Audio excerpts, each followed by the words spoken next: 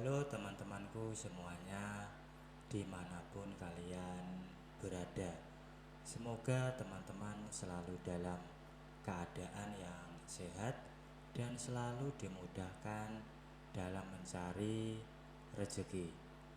Berjumpa kembali bersama channel Ruang Imajinasi, channel yang berisikan tentang konten cerita romantis yang diberi latar belakang berupa video pemandangan alam. Pada kesempatan kali ini di hari Minggu tanggal 22 Desember tahun 2024. Untuk kali ini saya menghadirkan sebuah kisah ya teman-teman. Dan untuk kisah kali ini menceritakan tentang seorang pemuda yang bernama Eko ya, yang saat ini berumur 23 tahun. Ia ini mempunyai kisah spesial dengan ibu kandungnya yang bernama Ningrum yang berusia 45 tahun. Dan Eko ini sudah lulus dari kuliah teman-teman. Dan saat ini ia tinggal di rumah kedua orang tuanya. Dan kebetulan untuk ayahnya Eko sendiri ini jarang berada di rumah karena sering berada di luar kota untuk menjalankan dinasnya.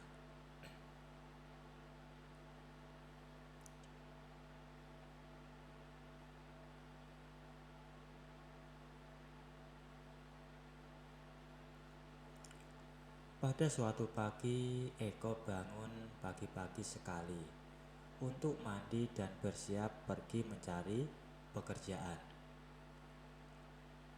Saat ia akan masuk ke kamar mandi, ia melihat ibunya sedang memasak di dapur, menyiapkan sarapan untuk Eko dan kedua adiknya. Saat akan masuk ke kamar mandi, ia menyempatkan untuk melihat ibunya dari belakang. Dan terlihat masih bagus, walaupun sudah memiliki 3 orang putra maupun putri. Agar tidak ketahuan, ia pun langsung masuk ke kamar mandi.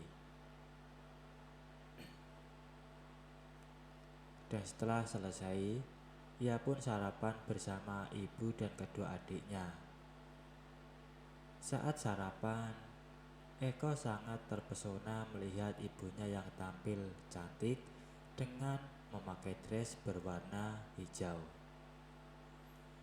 Ketika ia mencari atau mencuri pandang ke ibunya, tatapan matanya tertangkap basah oleh ibunya. Dan karena malu, Eko pun langsung mengalihkan pandangannya ke piring makanan. Pagi itu tidak banyak perbincangan yang terjadi di antara mereka berempat. Hanya ibunya saja yang menasihati kedua adiknya untuk rajin belajar dan meminta Eko untuk giat mencari pekerjaan. Setelah sarapan, kedua adiknya langsung berpamitan pergi ke sekolah. Sedangkan Eko kembali ke kamarnya sebentar mengambil berkas-berkas lamaran kerja dan sedikit merapikan kamarnya.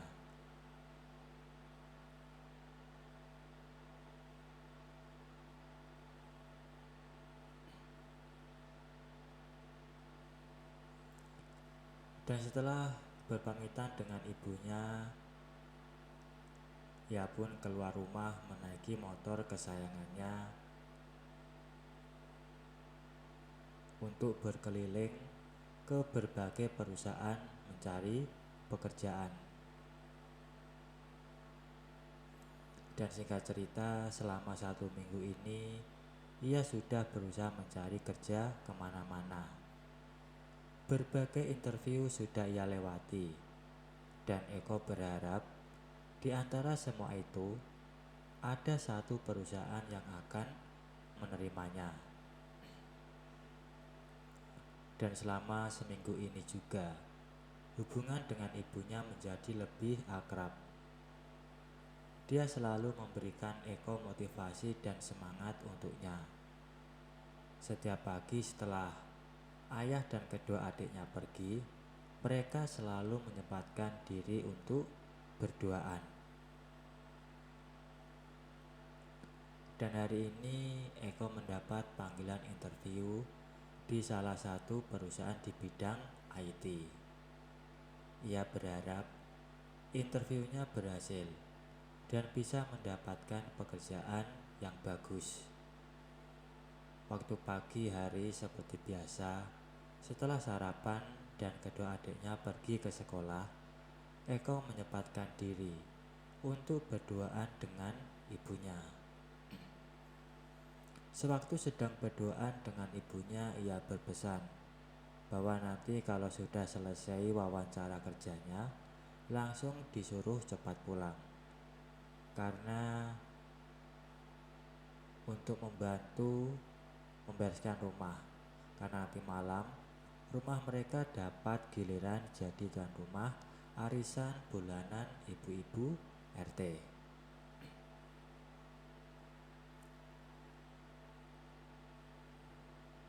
Setelah itu Eko pun pamit untuk pergi menghadiri wawancara tersebut. Saat wawancara kerja, ia menjawab semua pertanyaan dengan begitu percaya diri karena motivasi dari ibunya tadi pagi. Ia tak menyangka, rupanya perusahaan media tersebut tertarik dengan CV-nya sebagai lulusan IT.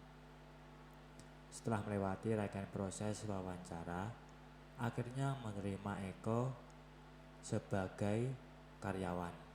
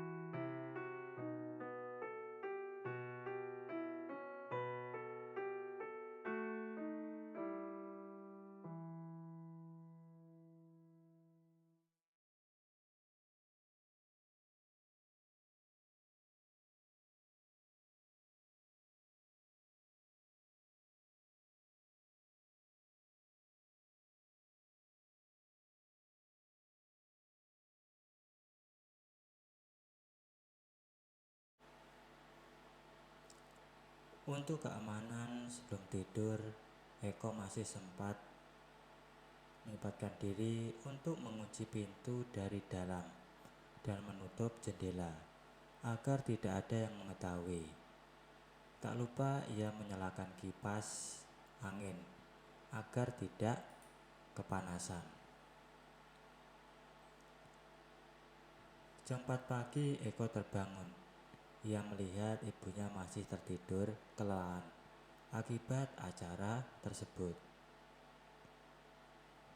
Muncul pertanyaan dalam pikirannya. Apakah ibunya akan halem akibat perbuatannya tersebut?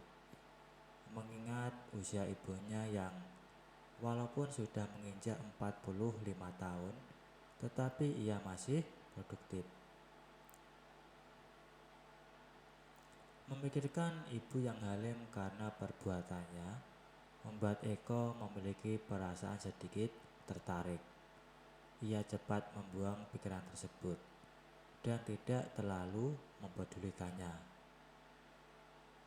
Ketika jam sudah menunjukkan 4 lebih, ia pun langsung keluar kamar untuk mandi. Karena biasanya ibunya bangun pukul 5 pagi. Untungnya kedua adiknya masih tertidur lelap, jadi kondisinya cukup aman. Dan hari itu adalah hari pertama Eko masuk kerja. Ia merasa sangat bersemangat karena motivasi yang ia dapatkan dari ibunya. Ia pun bersiap-siap dengan seksama agar hari pertama kerja nanti bisa berjalan optimal. Setelah selesai bersiap-siap, Eko pun bergegas keluar kamar untuk sarapan bersama ibu dan kedua adiknya. Ketika keluar kamar dan berjalan ke meja makan, ia melihat ibu dan kedua adiknya sudah duduk menunggu Eko untuk sarapan bersama. Selama sarapan pagi, Eko lebih banyak bercengkrama dengan kedua adiknya, sedangkan ibunya lebih banyak diam dan mengangguk-angguk saja. Singkat cerita, sudah 3 bulan Eko bekerja di kantor tersebut. Suasana kerja yang enak ditambah rekan kerja yang bersahabat dan juga gaul karena generasi milenial membuatnya kerasan bekerja di sana.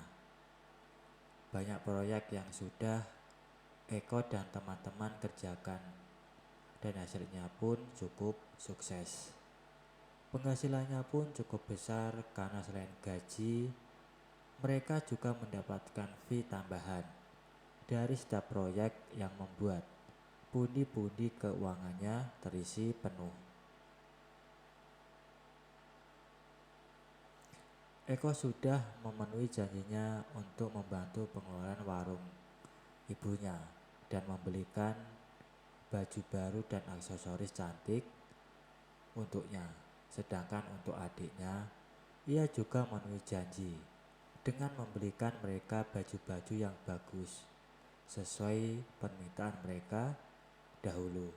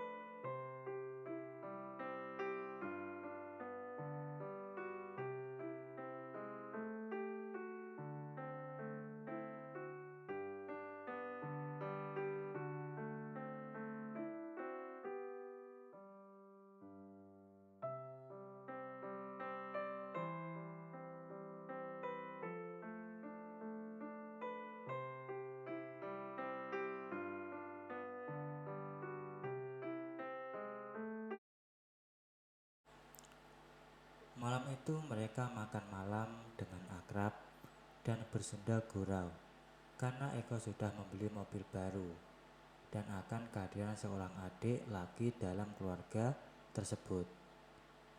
Beberapa bulan kemudian, akhirnya tepat di usia ke-46 tahun, ibunya kembali melahirkan. Sesuai dengan saran dokter di awal kehamilannya, ibunya melakukan secara sesar, mengingat usianya yang sudah tidak muda lagi. Awalnya ayahnya agak takut, karena biaya operasi sesar biasanya tergolong mahal. Namun akhirnya setelah berembuk, Eko dan ayahnya patungan untuk membiayai biaya operasi ibunya. Setelah melahirkan, ternyata yang keluar adalah putra. Mereka sekeluarga sangat senang sekali, karena sekarang jumlah laki-laki dan perempuan menjadi berimbang dalam keluarga mereka, yaitu 3 laki-laki dan 3 perempuan.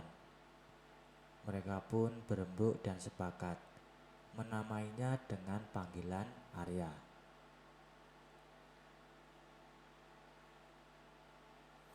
Akhirnya keluarga mereka kembali utuh karena kehadiran Arya. Ayah begitu menyayangi anak itu dan selalu memperhatikannya dengan agak berlebihan. Begitulah keluarga mereka.